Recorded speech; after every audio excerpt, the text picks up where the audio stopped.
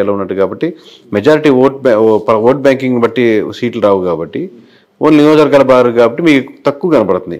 కానీ 130% మంది అంటే చిన్న నెంబర్ కాదు. ప్రతి కోట్లో 30 లక్షల మంది ఉన్నారు. సో సీట్లు అంటే ఇప్పుడు ఇందా చెప్పినట్టు ఒక్కొక్కటి ఫ్యాక్టర్. ఇందా చెప్పినట్టు రోడ్డు కావచ్చు, అక్కడ స్కూల్స్ కావచ్చు, హాస్పిటల్స్ మంచి డెవలప్మెంట్ లేకపోవడం కావచ్చు, రకరకాల ఫ్యాక్టర్స్. అంటే ఏదో ఒక ఎమోషనల్ కాంటాక్ట్, ఏదో ఒక రీజన్ అయితే అంటే స్టేట్ వైడ్ గా ఏదో కారణం ఉండే అవకాశం ఉంది కదండి. అట్లాంటిది ఏదంటారు? అంటే ఒక షెఫాలజిస్ట్ గా మీరు స్టేట్ వైడ్ గా అదే సార్. ఇప్పుడు మీకు ఇప్పుడు అంటే మీకు వన్ సైడ్ కనపడింది కాబట్టి అలా అనిపిస్తుంది. ఇప్పుడు రాజధాని స్టేట్ వైడ్ జరిగింది అంటే రాజధాని మీకు కృష్ణా గుంటలో ఉన్నట్టు మీకు శ్రీకాకుళంలో ఉండకపోవచ్చు, రాప్తాడులో ఉండకపోవచ్చు. రాప్తాడు ప్రజలు మనకు అమరావతిలో ఉండే రాప్తాడు సమస్యల మీద వేస్తుంది. అలాగే స్టేట్ వైజ్ ఉన్న డెవలప్మెంట్ మీద కూడా చూసుకుంటూ ఉంటుంది. అలాగే కొంచెం ఎమ్మెల్యే మంచివాడైతే కొంచెం కన్సిడర్ అవుద్ది. అయితే 2-3 సార్లు ఓడిపోయినాడు, ఈసారి గెలవాలన్న సానుభూతి అవుద్ది. ఓవరాల్ జనరలైజ్గా స్టేట్మెంట్ చెప్పలేము. కూటమి కట్టడం జనరలైజ్గా స్టేట్మెంట్ చెప్పుకోవచ్చు. కూటమి రాష్ట్ర వ్యాప్తంగా అడ్వాంటేజ్ అయింది. అంటే నేను చాలా మంది మా ఛానల్ తరఫున కొంతమంది పబ్లిక్ బైట్స్ తీసుకునేటప్పుడు చాలా మంది ఏమనేవారంటే, అంటే కూటమిని యాక్సెప్ట్ చేసే వాళ్ళందరూ వెల్ఫేర్ అనేది ఉంది కానీ డెవలప్మెంట్ లేదు, సో డెవలప్మెంట్ లేకపోవడమే మాకు చాలా ఇబ్బందికరంగా ఉందని ఎవరు. ఆ డెవలప్మెంట్ లేకపోవడం అనేది రాష్ట్ర వ్యాప్తంగా వైసీపీని ఓడించడానికి కారణమై ఉండొచ్చా సార్? డెవలప్మెంట్ మీరు కొన్ని విషయాలు చేసినప్పటికి కూడా ఆ నియోజకవర్గంలో వాళ్ళు they have to feel this development. నాకు మంచి స్కూల్స్గా మార్చారు. ఈరోజు నా పిల్లవాడిని మధ్య తరగతి నాకు 30,000 వస్తున్నాయి. నేను ప్రైవేట్ స్కూల్ కట్టి 20,000 కట్టి పంపించాల్సిన అవసరం లేదు. ఈరోజు మంచి జగనన్న స్కూల్స్ బాగున్నాయి, నేను దానికే పంపిస్తాను. అందరూ అలా ఊర్లో ఎక్కువ మంది వెళ్తున్నారు అనుకోండి, ఆబ్వియస్గా మీరు వాళ్ళకి అడ్వర్టైజ్ చేసుకోనక్కర్లే. అట్లాగా సో అదేం ఫ్యాక్టర్ కాదంటారు సార్? అంటే మారుతూ ఉంటుంది అంటారు డెవలప్మెంట్ అనేది. సమస్య ఊరి మీద ఉంటుంది. ఓకే సార్, ఇప్పుడు మీరు 2019లో సర్వే, మీ ఫస్ట్ సర్వే అది చేసిన వెంటనే చాలా ఇది వచ్చింది. అప్పట్లో మీకు ఏమైనా ఫోన్ కాల్స్ ఏమైనా వచ్చాయి సార్? వచ్చేసరి ప్రస్తుతం ఎప్పుడు వస్తుంటాయి. ఇప్పుడు ఈ మధ్య 4 రోజులు రావట్లేదు కానీ వాళ్ళు బెదిరింపు కాల్స్, లేకపోతే ఇలా చేయండి, ఇలా చేస్తారు, ఎలా చెప్తారు అన్నారు. పోనీ మీరు ఒక నెంబర్ చెప్పండి సార్ అంటారు. అంటే ఎమ్మెల్యేస్ నుంచి, మినిస్టర్ నుంచి నాకు రాదు. నాకు అడ్వాంటేజ్ ఏంటంటే నాకు అన్ని పార్టీల నుంచి తెలిసిన వాళ్ళే కాబట్టి సన్నిహితులే. అది మనం వర్క్ చేసిన క్లయింట్. సన్నిహితం అనుకుంటే కూడా క్లయింట్ అనొచ్చు, ఎందుకంటే ఆ డిఫరెన్స్ ఉంటుంది. సన్నిహితం అంటే క్లోజ్నెస్ అయిపోతుంది. సో క్లయింట్సే కాబట్టి మ్యూచువల్ రెస్పెక్టే ఉంటుంది. అది వాళ్ళు వేరే ఆ జిల్లాలో వేరే వాళ్ళు తెలియకపోయినా కేకే నాకు తెలుసు బాగా చేస్తారు అని వాళ్ళు వెళ్తుంటారు కాబట్టి నాకు వాళ్ళ నుంచి థ్రెటన్ కాల్స్ ఉండవు. కింద ఉండేటువంటి ఎవరైనా విలేజ్లో ఉండే చిన్న వాళ్ళు, పార్టీ మీద అభిమానంగా ఉండేవాళ్ళు ఒకసారిగా జీర్ణించుకోలేరు కదా. 151 అయినా జీర్ణించుకోలేరు, ఇప్పుడు 161 వస్తాయని చెప్పినా జీర్ణించుకోలేరు. వాళ్ళ కోపం అనమాట, మన పార్టీ ఎలా పోద్ది అని ఫ్రస్ట్రేషన్ అలా ఉంటుంది. అంటే చాలా సార్లు నేను విన్నది ఏంటంటే పెయిడ్ సర్వేలు ఎక్కువైపోయి ఇలానే మీరు 160+ అని చెప్పారు కదండి. అప్పుడు మిమ్మల్ని కూడా ఒక పెయిడ్ సర్వేగా ఘాటును కట్టిన సందర్భాలు ఉన్నాయా సార్? మొన్న ఉంటాయండి. ఆ ట్రోల్స్ పంపించేవాళ్ళు అప్పుడు ఎలా చెప్తారు, లేకపోతే వీళ్ళకి అమ్ముడు పోయారు, లేదా వాళ్ళకి అమ్ముడు పోయారు ట్రోల్స్ అని. కాసేపు ట్రోల్స్ చూసి ఎంజాయ్ చేసుకోవడం అంతే. తర్వాత రిజల్ట్ వచ్చాక ఇంకేం ఉండదు, చూసుకునే ఏం ఉండదు. ఇప్పుడు ట్రోల్ లేదు కదా, ఓన్లీ పాజిటివ్ ట్రోల్స్. తర్వాత రావు కదా మళ్ళీ ఆపర్చునిటీస్. ఆ ట్రోల్స్ చూసి ఎంజాయ్ చేసుకోండి, బాగా చేశారు ఆ ట్రోలింగ్ అని. సార్ ఇప్పుడు ఇంత యాక్యురేట్గా మీరు నెంబర్ చెప్పినప్పుడు చాలా మంది పెద్దవాళ్ళు కూడా ఎవరైనానే చాలా మంది మీకోసం సెట్ చేస్తున్న ఇది కూడా తెలుసు. ఎందుకంటే నేను నిన్న మురళీమోహన్ గారిని కలిసినప్పుడు కూడా ఆయన అన్నారు, కేకే గారు అనే ఆయన ఎవరో చాలా బాగా చేశారండి, ఆయన కలవాలి అని కూడా అన్నారు. సో అలాగా పొలిటికల్ పార్టీలు అయితే ఇంకా ఎక్కువ ఇంట్రెస్ట్ పే చేస్తుంటాయి ఎవరైనా ఇంత యాక్యురేట్గా చెప్పారని. అలాగా టీడీపీ పార్టీ అధినేత నుంచి కానీ ఇంకా వేరే పార్టీల అధినేతల నుంచి కానీ మీకు ఫోన్ కాల్స్ వచ్చాయండి? అంటే ఎలక్షన్స్ రిజల్ట్ నుంచి ఎవరెవరు వచ్చారు అంటే చంద్రబాబు దగ్గరికి వెళ్తాం, లేకపోతే పవన్ కళ్యాణ్ దగ్గరికి వెళ్తాం అని చెప్పి నేను తీసుకెళ్తాను, నాకు బాగా క్లోజ్ లేదు అన్నట్టు. కేకే అనేది ఒక కార్డు లాగా అయిపోయింది కదా సార్. ఇప్పుడు కేకే అనే కార్డు తీసుకెళ్లి ఇక్కడ చూసి కేకే అని వస్తాను సార్, నేను తీసుకెళ్తాను సార్, అది సార్ అంటారు. నాకేమో చంద్రబాబు నాయుడు కార్డు, పవన్ కళ్యాణ్ కార్డు చూపిస్తారు. ఇప్పుడు నాకు ఆ కార్డు ఎందుకు అవసరం లేదు. ఇప్పుడు నేను విజిటింగ్ కార్డు అవసరం లేదు, నేనే విజిటింగ్ కార్డు అయ్యాను కాబట్టి. సో నేను అట్టని చెప్పి బలుపుతోనే వెళ్ళాను కాదు. ఇప్పుడు ప్రమాణ స్వీకారానికి వాళ్ళ ఇండివిజువల్ సెక్షన్. మనం ఏంటంటే మన పని మనం చేసేసాం. దీపంగా ఎట్లా ఉంటాయి నిజంగా వాళ్ళకి అవసరం ఉండి ఫోన్ చేశారు అనుకోండి. ఇప్పుడు వైఎస్ఆర్సీపీ నుంచి ఎవరో ఫోన్ చేశారు, ఇక్కడ కలుద్దాం సార్, మాకు ఒకసారి చెప్పండి విశ్లేషణ ఎలా ఉంది, ఎందుకు జరిగింది ఓట్ బ్యాంకింగ్ పాలసీ. నేను దానికే నో అని చెప్పను. వాళ్ళకి కావాలనుకున్నప్పుడు వాళ్ళే అప్రోచ్ అవుతారు కదా. మనం వెళ్ళి కాల్ చేసి కలవాల్సిన అవసరం ఏముందని. మన వర్క్ కాదు కదా వాళ్ళని కలిసి కంగ్రాచులేట్ సార్ మీరు గెలవడానికి నాకు ఎంతో ఆనందాన్ని వస్తుంది అని అటాచ్డ్ అయిపోదాం అనేది ఉండదు. కంగ్రాచులేషన్ కాల్స్ అయితే వస్తూ ఉంటాయి కదండి పెద్దవాళ్ళ దగ్గర నుంచి. 100 కాల్స్ సార్, 1000 కాల్స్, 100,000 కాల్స్.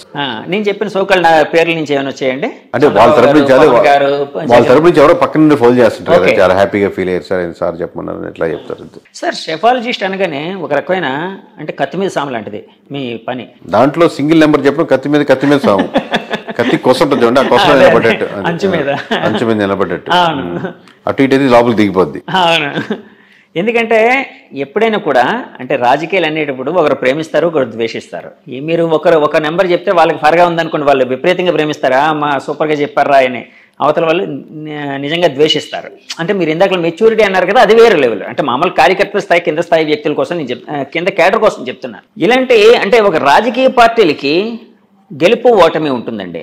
అంటే ఇప్పుడు ఈ రోజు వైసీపీ ఓడిపోయింది, 2024లో పుంజుకునే అవకాశం ఉండొచ్చు, అంటే కరెక్ట్గా పనిచేసి ఉంటే. అంటే కూటమి కంటే కొంచెం బాగా వీళ్ళు చేయగలిగితే రేపు పొద్దున్న ఏమైనా చేయగలిగి. కానీ షెఫాలజిస్టులు కూడా అంటే కొన్నిసార్లు సక్సెస్ఫుల్గా ఉంటారు, కొన్నిసార్లు ఫెయిల్యూర్స్ లోనే అవుతారు. ఫర్ ఎగ్జాంపుల్ ఆరామస్థాన్ గారు మీరు చెప్పారు, ఆరామస్థాన్ గారు చెప్పారు. ఆరామస్థాన్ గారిది అంటే ఓడిపోయిన తర్వాత ఫుల్ జనాలు ట్రోల్స్ చేయడం, ఆయన ఫోన్ స్విచ్ ఆఫ్ చేసుకోవడం ఇలాంటివన్నీ జరిగాయి. సో అంటే షెఫాలజిస్టులు కూడా ఇంత ద్వేషం అంటే ఇంత నెగిటివిటీ ఉండడం అవసరం అంటారా? అంటే ప్రజల నుంచి లేకపోతే ఆ కేడర్ నుంచి. ఇప్పుడు ఎవరో ఒక అతను వచ్చేసి జగన్మోహన్ రెడ్డి గారు 150 వస్తున్నాయి, లేదా పవన్ కళ్యాణ్ గారికి 21 వస్తున్నాయి అనుకోండి, దాని మీద అటెన్షన్ రాదు, ఎవరు చూడరు, పెద్ద కమెంట్ రాదు, 1-2 కమెంట్లు వస్తాయి. కానీ ఒకరు నమ్మి వాళ్ళ బ్యాక్గ్రౌండ్ వర్క్ బాగుండి అటెన్షన్ తెచ్చుకొని చేసినప్పుడు ఆబ్వియస్గా మీరు కొంచెం దగ్గరగా ఫెయిల్ అయితే ఇబ్బంది ఉండదు. మరీ దూరంగా తూర్పు అంటే పడమర అంటే తూర్పు అంది అనుకోండి, ఆబ్వియస్గా దాని మీద పార్టీలకి వ్యక్తులకి ఇట్లా రకరకాల వ్యక్తులు ప్రభావితం అవుతుంటారు. కాబట్టి ఆ ప్రభావితం చెందినవాడు తప్పనో ఒప్పనో దానికి తీవ్రంగా కమెంట్ చేస్తారు. రిజల్ట్ వచ్చాక ఇంకా అసలు తీవ్రం అయిపోతుంది, ఇంకా మామూలుగా కాదు అంతే.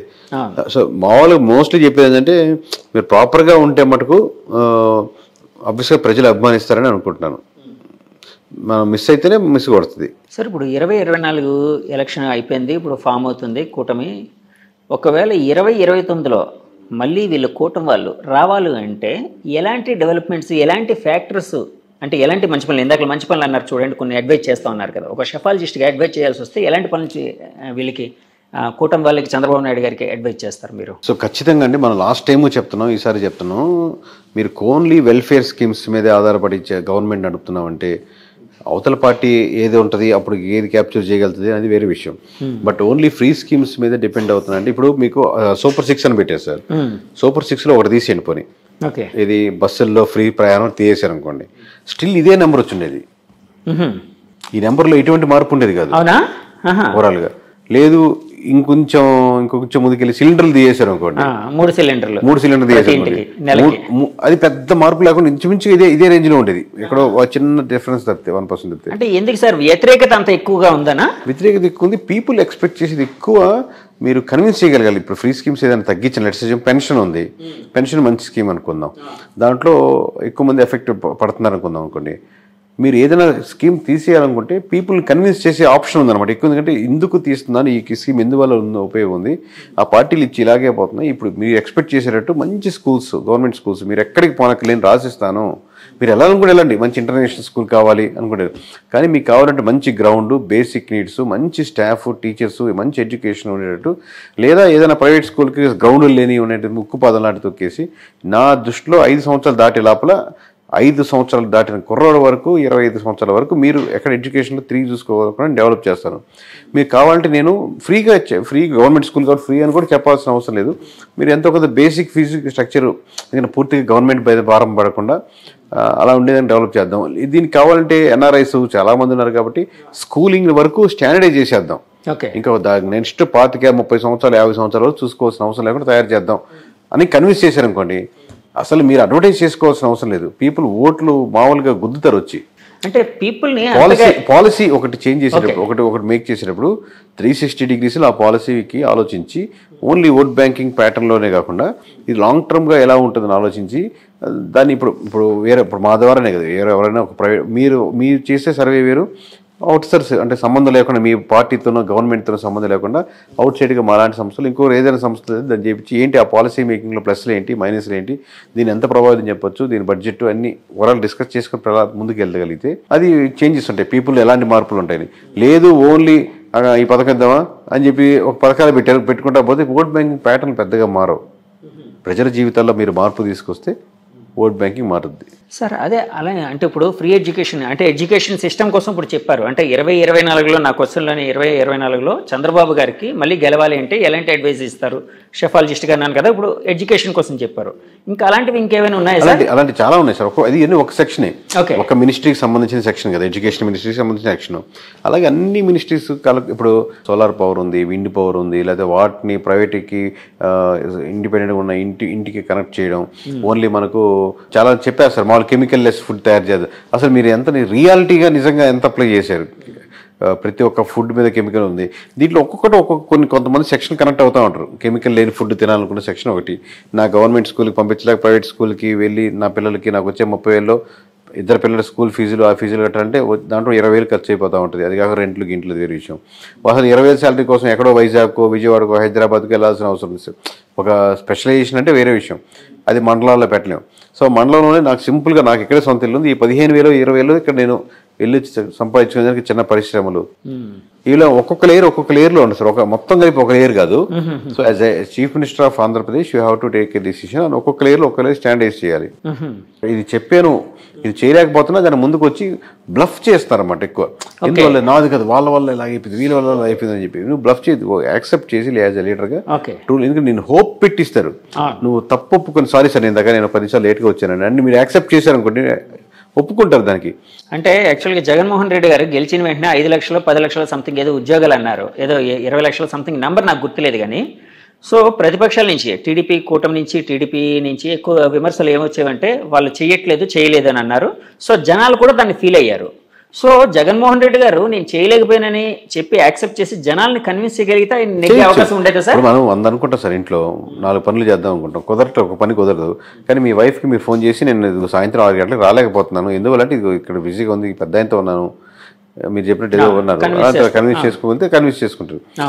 మీరు చెప్పే రీజన్ కన్విన్సబుల్గా ఉండే దానికి అదర్ ఆల్టర్నేటివ్ చూపించగలిగితే, మనం 6 గంటలకు రాలేమనుకున్నా మనం బయటకు పోయి భోంచేద్దాం, ఈరోజు రెస్టారెంట్కి వెళ్దాం ఉన్నాను అనుకోండి, దానికంటే బెటర్ ఆప్షన్ ఇచ్చారన్నమాట. 1 గంట లేట్గా వస్తాను బట్ బయటకు వెళ్దాం అంటే బెటర్ ఆప్షన్ ఇస్తున్నారు. సో ఒక ప్రాజెక్ట్ని కూడా ఇది పాలసీ చేయలేకపోతున్నాం, బట్ దీనికంటే ఇంకో సెక్షన్లో బెటర్ ఆప్షన్ అలా ఇవ్వగలిగితే కన్విన్స్ అవుతారు. ఇదేం పెద్ద లాజిక్, అర్థమైతే సింపుల్ లాజిక్, అర్థం కాకపోతే ఇది పెద్ద డేటా సైన్స్ సార్. ఇప్పుడు అంటే చిన్న గీత పెద్ద గీత లాగా అంతేనండి. అంతే సార్. ఇప్పుడు చంద్రబాబు గారు యాక్చువల్గా ఇందాక Super 6లో ఇప్పుడు ఉచిత బస్సు పథకం కావచ్చు, లేకపోతే 3 సిలిండర్లు ఫ్రీగా ఇచ్చే పథకం కావచ్చు, ఇలాంటివి తీసేసినా కూడా సేమ్ ఫిగర్స్ విజయం వచ్చేదని అన్నారు కదండి. ఇప్పుడు రేపొద్దున్న అంటే సూపర్ 4 అని పెట్టుకోవాలి. సూపర్ 4 కాదు, 2029లో ఒకవేళ ఆయన చేయలేక అంటే ఈ పథకాలన్నీ వద్దు అని అనుకొని నేను ఈ పథకాలు ఏమీ చేయను, మామూలుగా నేను ఒక మంచి పరిపాలన చేస్తాను అంటే జనాలు యాక్సెప్ట్ చేస్తారా సార్? అది కష్టం అవుద్ది. అన్ని పథకాలు ఒక్కొక్క దానికి ఒక్కొక్క డిస్కషన్, మళ్ళీ సింపుల్ గా ఓవరాల్ గా చెప్పలేము దానికి. ఎందుకంటే ఒక్కొక్క స్కీమ్ ఏ సెక్షన్ మీద ఎఫెక్ట్ పడుతుంది, ఏ సెక్షన్ చూసి ఎంతమంది ఓట్ బ్యాంకింగ్ పడింది, దాన్ని కన్విన్స్ చేసుకుని మీరు ఏ ఆల్టర్నేటివ్ చేస్తారు. నేను మంచి పనులు చేస్తానంటే కాదు, నేను సిలిండర్ తీసేస్తాను, మీకు మంచి గవర్నమెంట్ ఇస్తాను, మీ సిలిండర్ తీసి దాంతో పాటు ఏమి ఇద్దాం అనుకుంటున్నారు. ఇప్పుడు ఆల్రెడీ మీరు కమిట్ అయ్యారు కాబట్టి అప్పుడు మీరు చేసుకునే ఆప్షన్ కన్విన్స్ అవుతారు కూడా ప్రజలు. ఎందుకంటే మీరు మంచి పరిపాలన అందిస్తారనే ఓట్ బ్యాంకింగ్ ఎక్కువ ఉంది అంటున్నాను. ఆ ఓట్ బ్యాంకింగ్లో ఇంకా అదర్ ఆప్షన్స్ లేవు. ఓటర్ ఏ విధంగా ఓట్ చేసే ముందు అంటే ఆ ఈవీఎం మిషన్ మీద వేలు పెట్టి నొక్కే ముందు ఎలాంటి ఇన్ఫ్లుయెన్స్ అనేది ఉంటుంది, అంటే ఏ విధంగా ఆయన ఎమోషన్ ఉంటుంది అనేది ఏమైనా చెప్పగలుగుతారా? అదే కదా ఓవరాల్ ప్యాటర్న్. అది ఇండివిజువల్గా ఓటేస్తున్నప్పుడు అదే అతను ఏ ప్రాంతానికి చెందినవాడు, లేదా ఏ కమ్యూనిటీకి చెందినవాడు, ఏ ఫీలింగ్స్తో పెరిగినవాడు, తన మీద ఏ రాజధాని ఎఫెక్ట్ ఎంత ఉంది, తన మీద రోడ్లు ప్రభావితం ఉండదా, తను ఎంప్లాయీయా, తను ఏ ఏజ్ సెక్షన్ ఉన్నాడు, తన అంటే 30 ఏళ్ళు ఉన్న ఒక రకంగా ఉంటుంది, తన పెన్షన్ మీద ఉన్నాడా, పెన్షన్ పడుతుందా, తను వాలంటీర్ ఇచ్చే పెన్షన్ మీద ఎఫెక్ట్ పడుతున్నప్పుడు ఏ కమ్యూనిటీలో ఉంటాడు. ఇప్పుడు ఈ కాంబినేషన్ కూటమి కట్టినప్పుడు కాంబినేషన్కు యాడెడ్ ఉన్నాడా, లేదా బయట నుంచి వస్తాడా, లేదా మనం మామూలు జనరల్గా ఎస్సీ ఎస్టీ బీసీ ఓసీ సెక్షన్లో అలా డివైడ్ చేసుకుంటే అదేంటి, ఇలా అన్ని లేయర్లు నొక్కుతున్నప్పుడు తన మనసులో ఏది ఎక్కువ నొక్కుతుందని మనం నొక్కేదాన్ని బట్టి ఆధారపడుతుంది. అంటే ఓటర్ అనే మనిషి ఎక్కువ ఎమోషనల్గా ఉంటాడా, లేకపోతే లెక్కలు అవన్నీ చూసుకుంటూ దాని ఫ్యూచర్ని చూసుకుంటూ అలా ఉంటాడా? అన్ని రకాలుగా ఉంటుంది సార్. మిక్సింగ్ ఒకే ఎమోషనల్గా ఏదైనా మీ లెక్కతో పాటు ఎమోషన్ కనెక్ట్ అవ్వాలి. మీరు ఏ లెక్కతో ఉన్నారు, నాకు మంచి రోడ్లు ఉన్నాయి, అదొక ఎమోషన్, హాయిగా ఉందండి. ఇప్పుడు గతుకులు డుగ్గు డుగ్గు డుగ్గు అని పోతుంది, కాలు జరిగిపోతుంది, అదొక ఎమోషన్, నష్టపోతున్నామని.